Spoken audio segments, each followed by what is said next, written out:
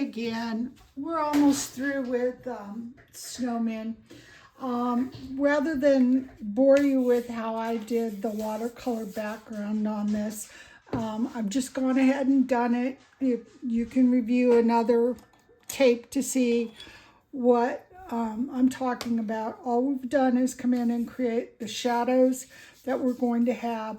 We're going to pretend that there's been an ice storm, which we get in the south, and when those happen, everything is coated with a thin layer of ice. All right, so to do these trees, all I did was use a flat brush and come in, and I've got some water in this because I want it to be really thin paint. I don't want it to be, I don't want the trees to be standout, okay? And you don't have to go exactly over where the lines of the trees were, but you know, in the general area, so you don't have the paint just floating in the sky, although it could still look like the ice storm is happening.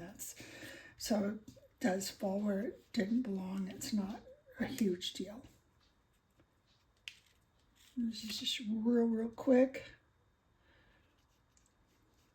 A little more water.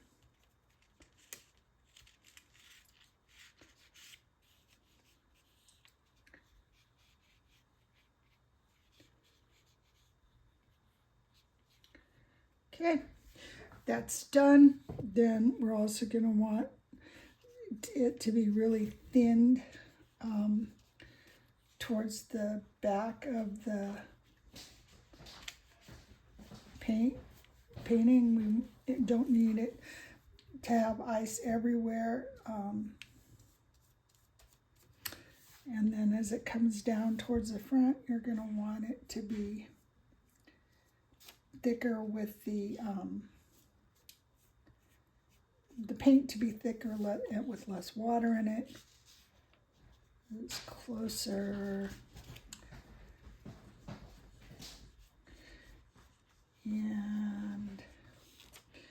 And you can go right over the whole thing.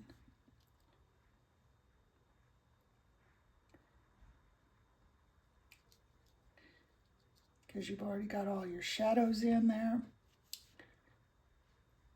And we're just using the thicker paint going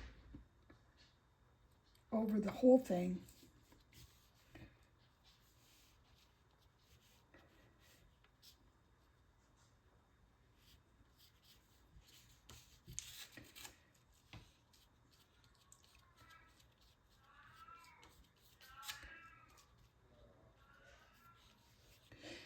And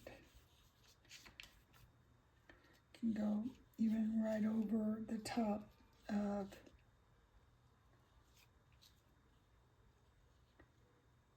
everything.